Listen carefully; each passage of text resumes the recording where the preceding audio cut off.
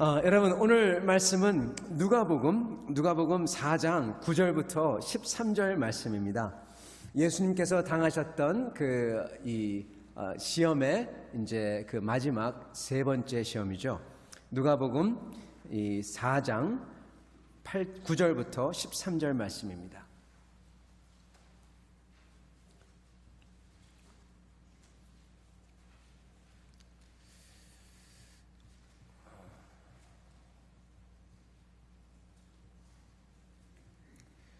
네, 누가복음 4장 9절부터 13절 말씀 같이 보도록 하겠습니다. 또 이끌고 예루살렘으로 가서 성전 꼭대기에 세우고 이르되 네가 만일 하나님의 아들이거든 여기서 뛰어내리라. 기록되었으되 하나님이 너를 위하여 그 사자들을 명하사 너를 지키게 하시리라 하였고 또한 그들이 손으로 너를 받들어 내 발이 돌에 부딪히지 않게 하시라 하였느니라. 예수께서 대답하여 이르시되 주 너의 하나님을 시험하지 말라 하였느니라. 마귀가 모든 시험을 다 한 후에 얼마 동안 떠나니라. 아멘. 같이 기도하겠습니다. 아버지 하나님 감사합니다. 오늘 말씀 통하여서 아버지께서 뜻하신 아버지께서 저희가 가기 원하시는 그 길을 알게 도와주시고 그 길 붙잡고 그 길로 향하여 나아갈 때 주님이 약속한 그 영광과 하늘나라의 그 능력과 그리고 하늘나라의 약속을 누리는 저희 될 수 있도록 주님 축복하여 주시옵소서. 예수 그리스도를 받들어 기도드리옵나이다. 아멘. 여러분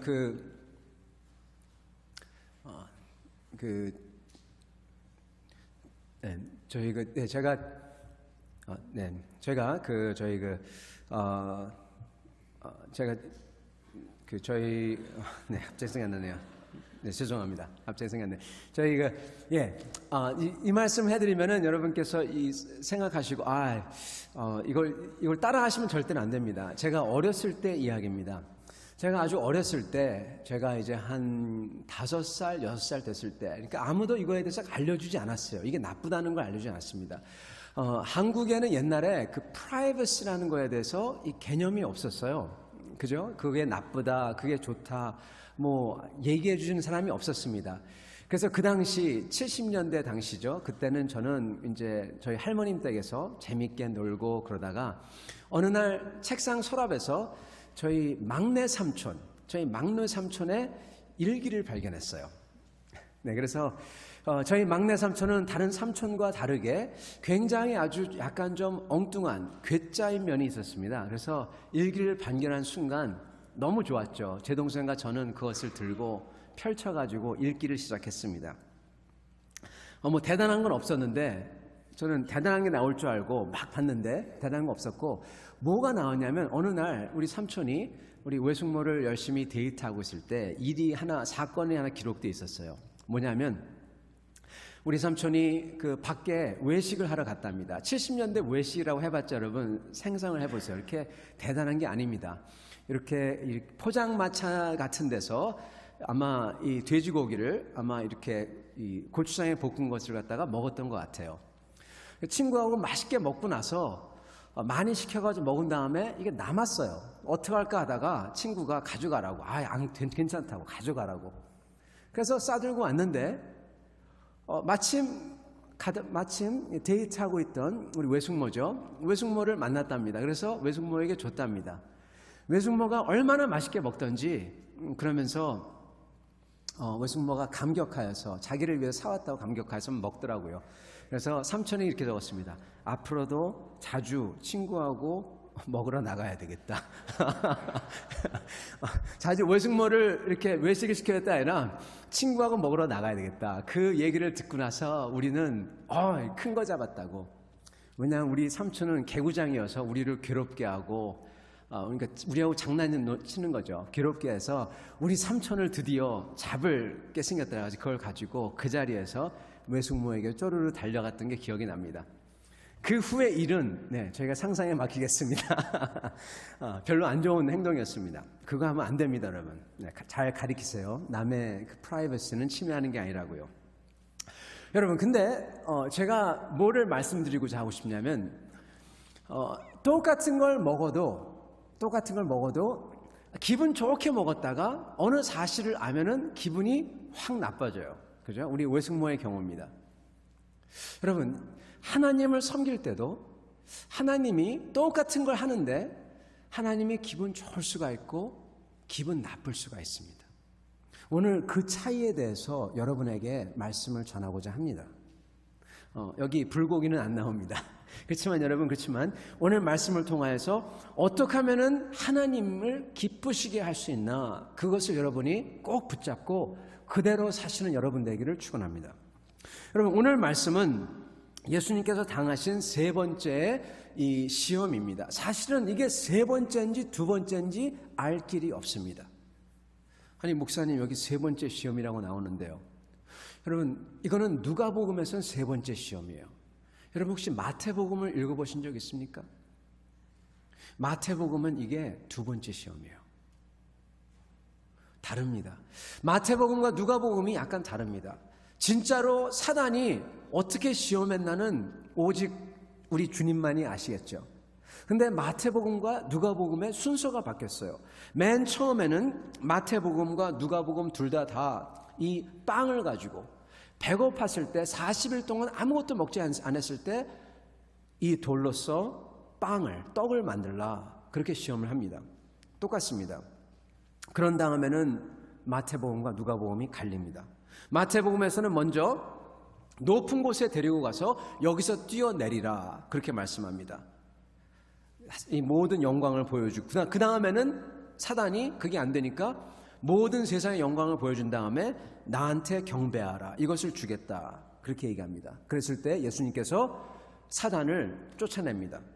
그러니까 사단은 쫓겨나갑니다. 누가복음은 반대입니다. 반대로 사단이 먼저 나한테 굽혀 경배하라, 그럼 이것을 다 주겠다. 그러니까 예수님께서 오직 하나님만을 경배하라고 말씀하시면서 쫓아내죠. 그러니까 사단이 이번에는 높은 곳, 그 성전 높은 곳에 데려가서 뛰어내리라, 그렇게 얘기합니다. 그게 바로 오늘 저희가 읽은 그 말씀입니다.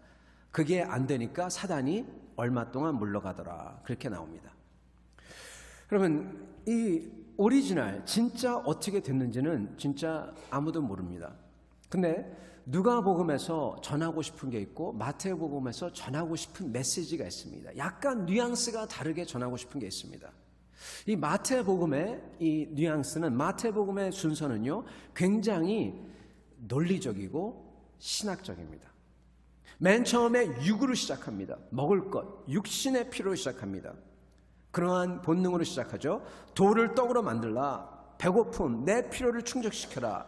그거 할 거냐 아니면 하나님의 법을 따를 거냐, 택일하라는 거죠. 제일 원초적이고 힘든 시험이죠. 그 다음에 마태복음은 그 인간의 그 필요의 욕망의 그 다음 단계로 넘어갑니다. 즉 먹을 게 해결되니까 그 다음에는 부, 물질, 권력, 지위, 이런 것으로 넘어갑니다. 그러면서 마치 이 마슬로우의 피라미드 같이 이 먹을 게 해결되면은 그 다음에는 좀 점점점 올라가죠. 그런 다음에 마지막으로 나중에 가면은 그 꼭대기에는 자아실현이 있습니다. 자아실현의 필요, 그렇게 나옵니다.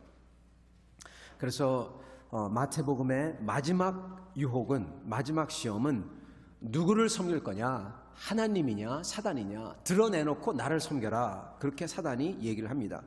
즉 마태복음은 여태까지 이 마지막 시험을 통해서 보여주는 것은 사단이 여태까지 숨기고 있었던 모든 시험의 숨은 의도, 그것을 보여주는 겁니다. 즉 이 음식 때문에, 저희의 떡 때문에, 빵 때문에 저희가 하나님을 저버리다든지, 아니면은 저희가 원하는 그러한 야망과 이런 것 때문에 하나님을 저버린다든지, 이 모든 시험과 유혹의 뒤에는 하나님을 선택할 거냐 아니면은 내 자신, 그리고 내 자신 뒤에 있는 사단을 선택할 거냐, 이게 숨어 있다는 것을 보여주고 있는 것입니다. 그게 궁극적인 시험인 것입니다, 마태복음에서는.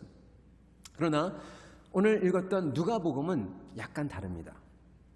누가복음은 이 마태복음의 마지막 시험을 두 번째 시험으로 보여줍니다. 사단이 그냥 한 번 굽혀 절하기만 하라고 합니다.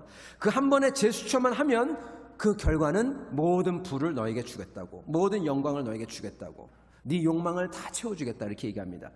누가복음에서는 이 사단에게 숭배하는 시험을 마태복음처럼 모든 시험의 실체, 신학적으로 궁극적인 시험 그렇게 하지 않고 어떻게 하냐, 우리의 배고픔이 채워질 때 바로 그때 찾아오는 시험, 즉 우리 욕망의 시험으로 다룹니다.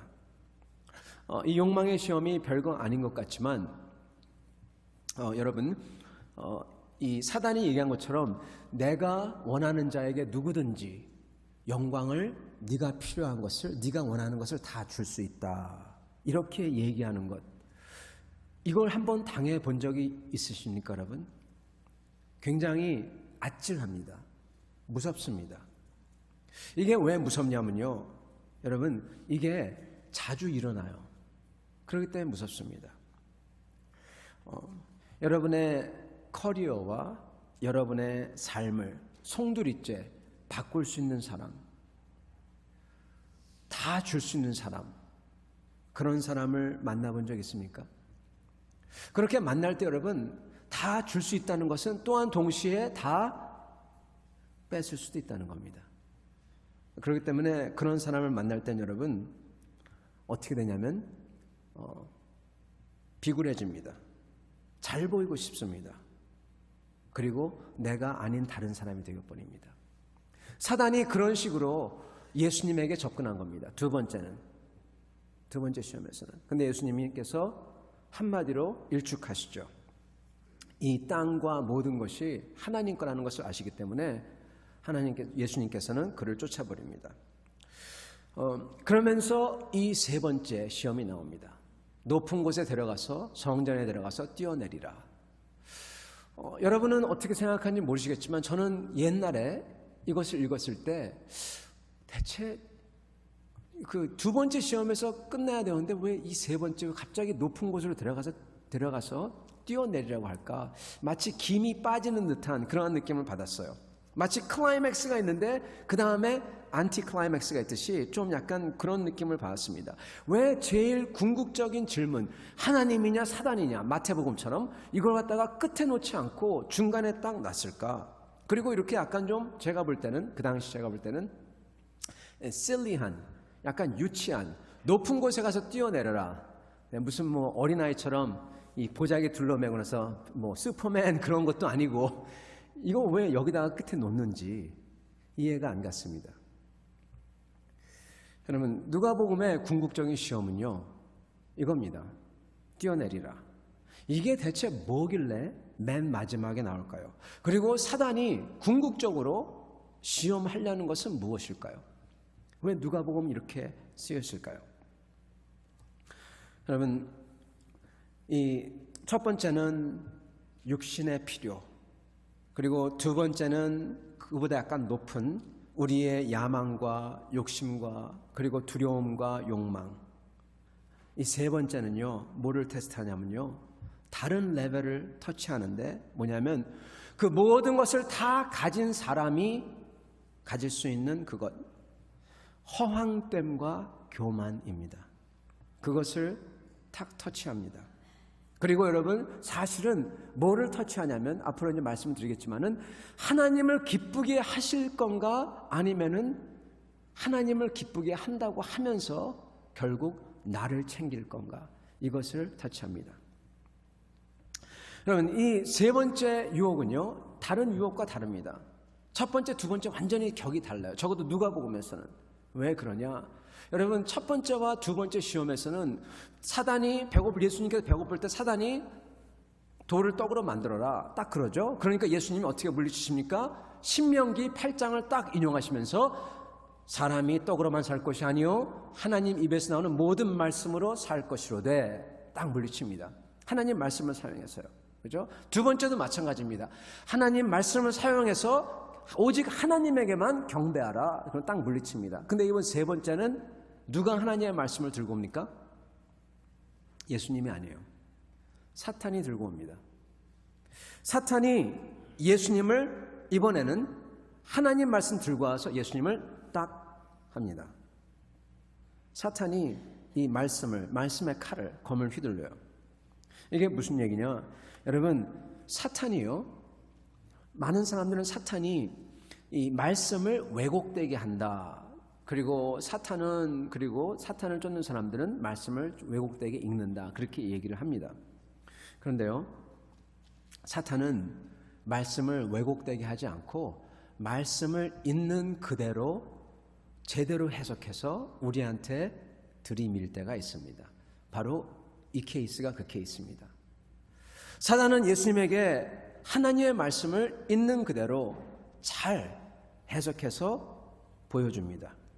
오늘 사단이 예수님에게 보였던 그 말씀은 시편 91편입니다.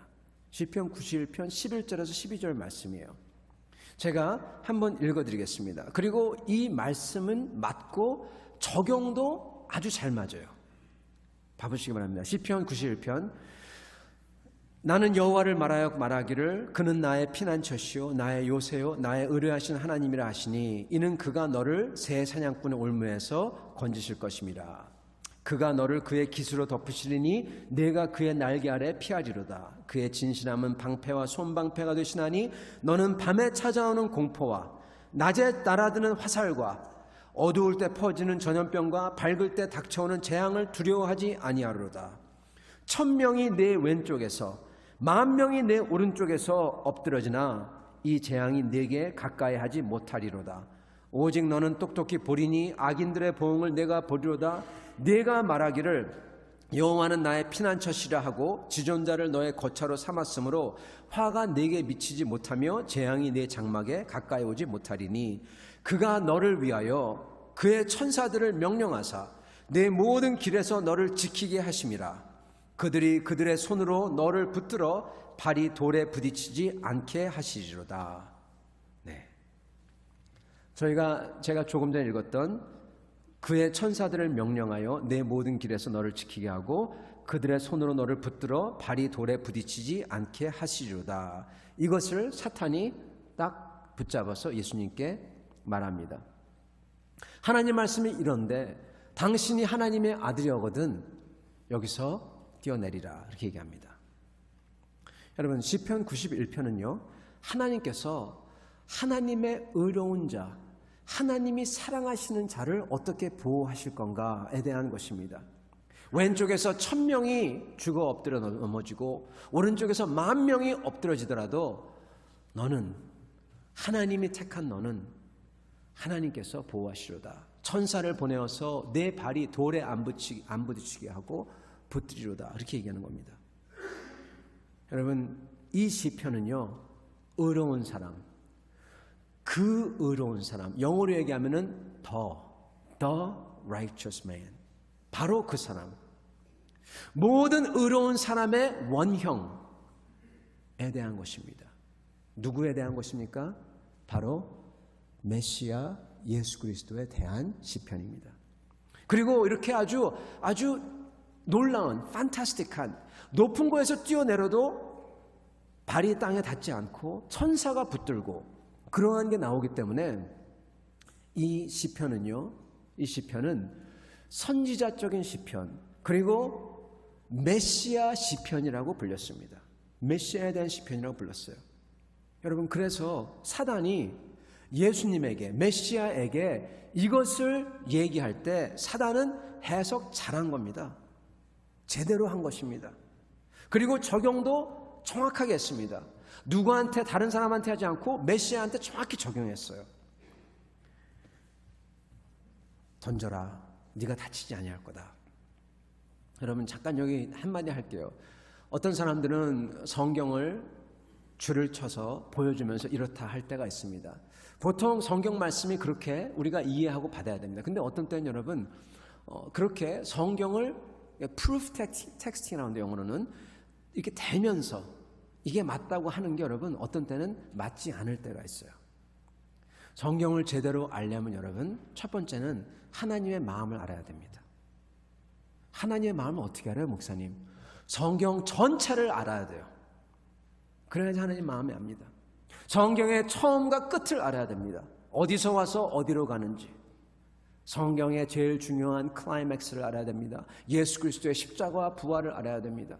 성경 전체를 알아야지 사실은 저희가 하나님의 마음을 알 수가 있습니다.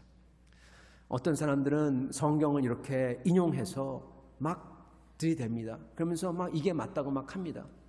그런데 그럴 때 틀릴 경우가 많아요. 사실은 틀린 게 아니라 아주 나쁘게 될 경우가 많습니다.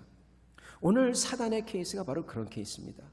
정확하게 인용하고 정확하게 적용하고 메시아에 대한 시편을 메시아한테 얘기하고 자, 이게 당신 거 아니냐? 하라. 그렇게 얘기하는 것입니다. 여러분, 사단이 얘기한 것은 당신이 메시아고 이게 당신의 시편이고 당신의 권리고 맞습니다. 그러므로 당신은 이 성전에서 뛰어내리시오. 당신은 다치지도 않을 것이고 그리고 사람들이 당신이 누군 줄 알 겁니다. 그렇게 얘기를 하는 것입니다. 그때 예수님은 단칼에 거절합니다.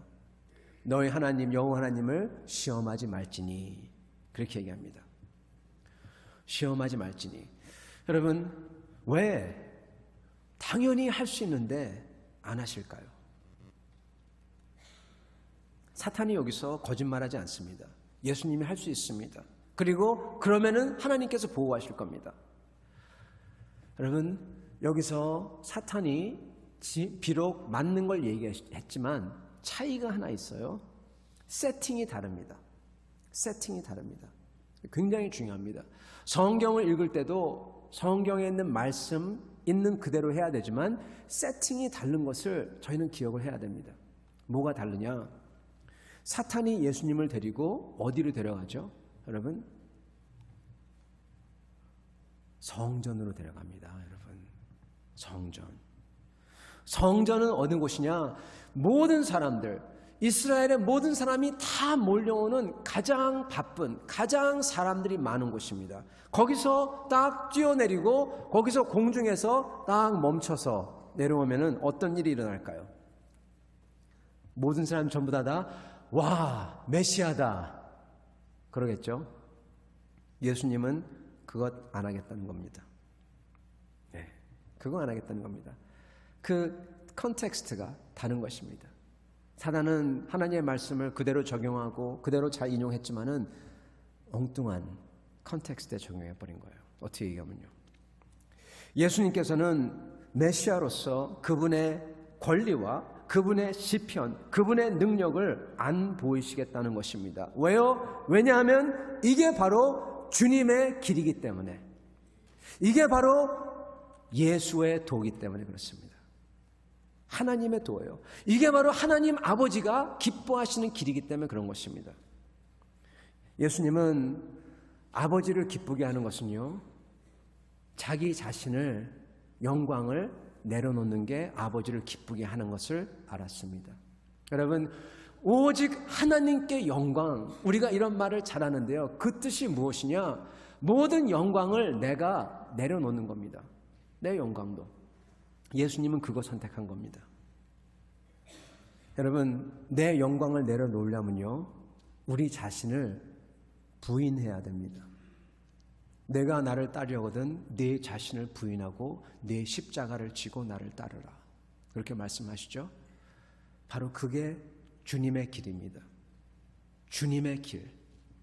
Way of the Lord. 주님께서는 하나님 아버지의 사랑과 하나님 아버지의 힘을 보이는 걸 원했지 자기 자신의 힘을 보이는 걸 원하지 않으셨습니다. 그리고 주님의 길은, 하나님의 길은 바로 십자가의 길이란 것을 분명히 아시고 계셨던 것입니다. 그래서 그의 힘을 다 내려놓는 겁니다. 할 수 있는데도 불구하고, 맞는데도 불구하고. 만약에 예수님께서 원하셨더라면은, 진정 원하셨더라면은 로마인들을 다 쫓아내고 바리새인들, 사두개인들, 그리고 제사장들, 하나님을 모르는 사람들인데 그 자리에 앉아서 하나님을 아는 것처럼 행동하는 정말 이러한 악한 사람들을 다 내쫓아버리고 그들이 가지고 있는 그 위선을 전부 다 만천하에 공개해버리고 통쾌하게요. 아주 얼마나 통쾌합니까? 그런 다음에 주님께서 입성하시고 그러면 좋겠는데 그걸 안 하시는 거예요. 왜요? 그게 하나님 아버지를 영광스럽게 하지 않기 때문에, 그리고 그게 십자가의 도가 아니기 때문에요. 왜 십자가의 도가 중요하냐? 여러분, 예수님은 그때 오셔가지고 그때 그 사람들에게 경배받고 그때 그 사람들과 같이 잘 살고 행복하고, 그게 목적이 아니었습니다. 예수님의 목적은요, 그것보다 훨씬 더 크고 더 광대했습니다. 더 높고 더 깊었어요. 그 당시 그 사람이 아니라 모든 세계 사람을, 과거에 있었던 모든 사람들, 그리고 그 당시의 모든 사람들, 앞으로 올 그 수많은 사람들을 다 구원하고자, 그리고 구원하여서 그들이 하나님의 아들과 딸이 되게끔 하고자, 그게 하나님의 계획이고 영광이셨기 때문에 그 눈앞에 보이는 영광을 다 내려놓는 겁니다. 자기의 권리인데도 불구하고. 그래서 사단은 예수님을 잠시 떠난다, 그렇게 써 있습니다. 사단이 다시 찾아옵니다. 누가복음에서는 언제 찾아오는지 아시나요, 여러분? 예수님께서 십자가에 달리셨을 때, 내가 하나님의 아들이거든 십자가에서 내려오라, 그렇게 욕을 합니다. 보여줘라. 다른 사람들 네가 하나님의 아들이라고 막 그러는데, 너는 막 조롱하는데 한번 보여줘. 네가 하나님 아들이라는 거 멋지게 보여줘. 예수님 그것 거부하십니다. 그 시험과 이 시험이 종류가 똑같습니다. 무엇을 건드리냐? 자존심을 건드려요. 자존심을 건드립니다. 여러분, 누가복음에서는요, 마지막 시험이, 제일 궁극적인 시험이, 여러분, 마태복음에서는 신학적으로 하나님이냐 사단이냐 이렇게 나가는데, 누가복음은, 이 누가는 인간을 너무나 잘 안 사람입니다. 잘 알아요. 그래서 그 인간이 자기의 이 배고픔을 극복하고 주님을 위해서 한다고 하고, 그리고 이 부귀 명예와 그 욕망까지 다 극복한다고 하더라도 맨 나중에 남는 것, 맨 나중에 우리가 처절하게 싸워야 되는 것은 바로 자존심이라는 걸 알고 있었던 겁니다. 자존심. 영어로 얘기하면 프라이드입니다. 이게 여러분 사실은 사람을 죽이고 살립니다. 이게 사실은 여러분 그 에덴 동산에서 있었던 그 원죄의 그 원형이 바로 이것입니다. 제가 하는 소리가 아닙니다. 수많은 교부들과 신학자들이 입을 모아 얘기합니다. 에덴 동산에서 그 죄가 바로 하나님을 넘보려는 그 교만과, 우리 한국말로 더 정확히 표현하면 자존심이에요. 그것입니다. 누가는 인간이 어떤지 너무나 잘 알았어요. 그래서 누가복음의 이 마지막 시험은 우리 인간의 가장 깊은 곳을 건드리고 있는 것입니다. 가장 이 감각적인 것입니다. 저희는 근데 항상 그렇지만 이 자존심은요, 이 교만은요, 그냥 있지 않습니다. 수많은 호위병들을 데리고 다닙니다. 건드리지 못하도록. 싸고 또 싸고 또 쌉니다. 자기 자신도 이게 교만이고 자존심이고 거짓이란 것을 모르게 포장을 해버립니다. 그렇게 합니다. 그래서 거기까지 들어가기가 보통 쉬운 게 아니에요. 보통 어려운 게 아닙니다. 여러분, 이 미세한 차이, 이 교만과 자존심, 그리고 그거 가지고 하나님의 일을 한다고 하는 것과, 그리고 이것을 내려놓고 정말로 하나님을 기쁘게 하는 것, 이 미세한 차이가 여러분 흑암의 차이입니다. 빛과 흑의 이 암의 차이예요. 그리고 이 차이는 바로 십자가의 차이입니다. 십자가냐 아니냐, 그 차이입니다. 여러분, 자존심을 건드리는 건요, 교만을 건드리는 건요, 반드시 100% 전부 다 십자가가 수반이 됩니다. 십자가를 지려면요, 반드시 내려놓아야 되는 것은, 건드려야 되는 것은 바로 자존심입니다. 그 수많은 호위병들과 겹겹이 쌓여진 보호막을 다 뚫고 들어가서 내려놔야 되는 게 자존심인데, 십자가를 지려면은 그거 해야 돼요. 그거 안 하고는 십자가 절대 못 집니다. 그거 안 하고 지는 십자가는요, 십자가가 아니라 내 영광이에요. 내 영광 드러내는 겁니다. 우리의 자존심을 다 내려놓고 십자가를 지는 것, 그게 주님의 길입니다. 우리 예수님은요, 잡히셔가지고 여러분 십자가에 달리는 그것 자체가 아픔이고 그렇지만은 그 전에 얼마나 수모를 당하는지 모릅니다. 뺨을 때리고 그것을 당하는 것 자체 얼마나 모욕적입니까? 침을 얼굴에 뱉고 옷을 다 벗기고, 여러분 옷을 다 벗기잖아요. 그러면 사람은 여러분 사람이 아니게 돼버립니다. 동물처럼 돼버립니다. 그렇게 취급을 하게 됩니다. 그렇게 만들어 놓고 아무 소리 못하게 하고 그 다음에 십자가에 박아놓고 내려와 보라고, 네가 진짜 하나님의 아들은 보여주라고, 그것도 못하지. 네, 자존심에 아주 못을 박는 것입니다.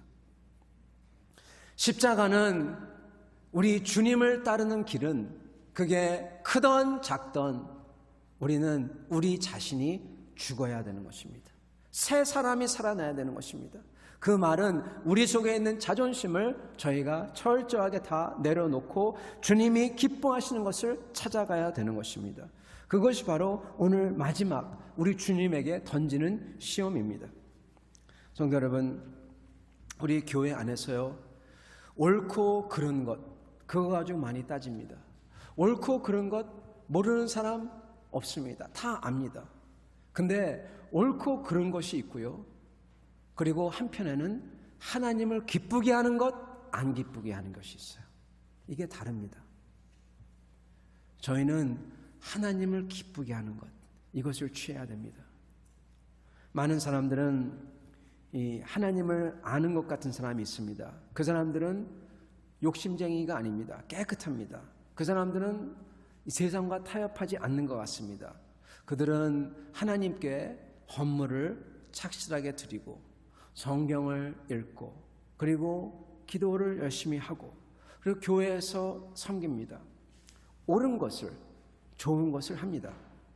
그러나 그들 중에 한 일부는 하나님의 마음을 기쁘게 못합니다.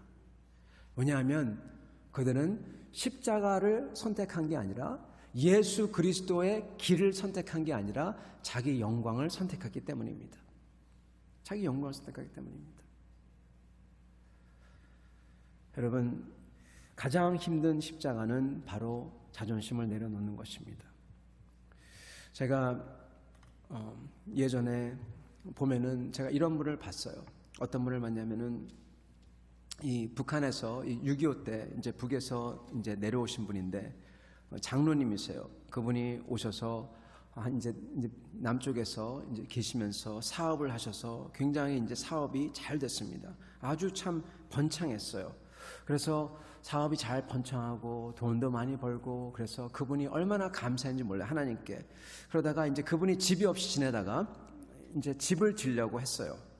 집을 짓고 부모님도 계시고 모시고 그러려고 그랬는데 지려고 하다가 갑자기 생각이 들었어요. 어떤 생각이냐면 내가 하나님의 집도 짓지 않았는데 어떻게 내 집을 먼저 질 수가 있을까 생각이 불현듯 들었습니다.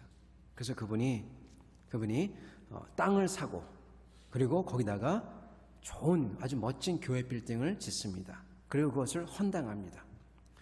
여러분, 대단하신 분이죠, 그죠? 찾기 정말 보기 힘든 분입니다. 드문 분입니다.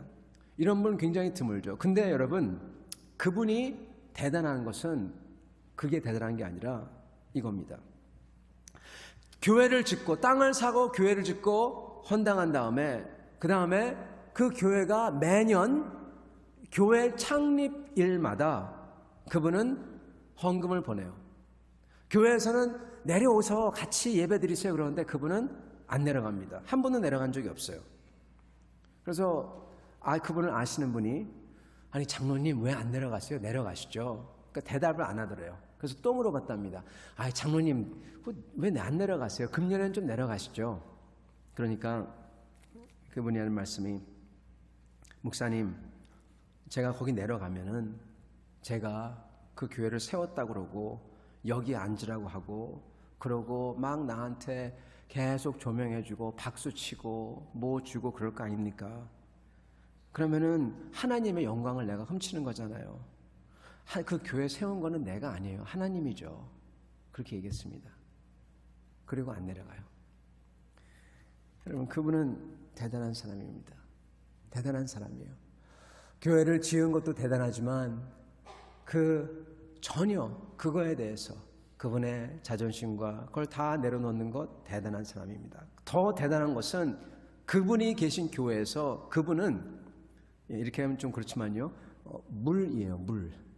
사람들이 그분을 굉장히 우습게 알아요. 그냥 그분이 워낙 착하니까 그분을 우습게 알고 막 거칠게 대하고 막 그래요. 그분은 그거에 대해서 뭐라고 얘기 안 해요. 아무 누구도 그분이 교회를 그렇게 헌당한, 그렇게 큰 교회를 헌당한 걸 아무도 모릅니다.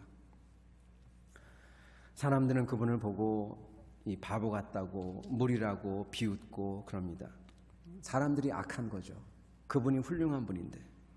그리고 그분은 자기가 훌륭한 것도 그거 자신도 모릅니다. 그렇기 때문에 그분이 더욱더 훌륭해요. 어떻게 보면요.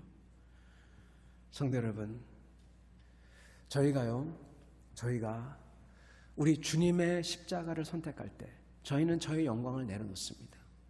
그리고 저희 자존심을 내려놓습니다. 그게 주님을 기쁘게 하는 길입니다. 저희가 암만 주님의 일을 한다고 하고 그리고 큰 일을 한다고 하더라도 여러분, 그 자존심 못 내려놓잖아요. 그러면은 꽝입니다. 아무것도 아니에요.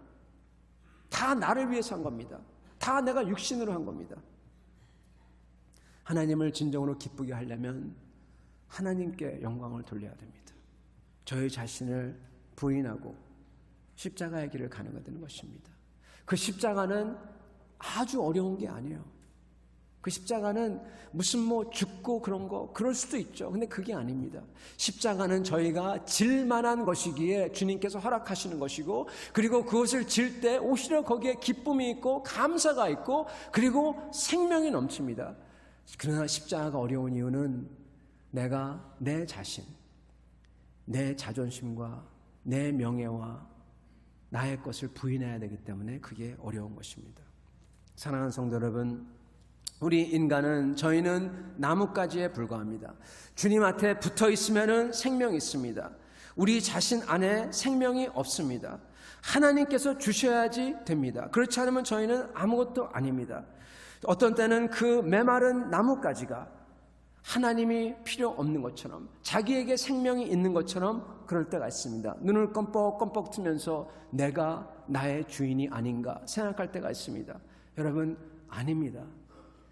사단은 그렇게 하라고 저희에게 유혹을 걸어옵니다.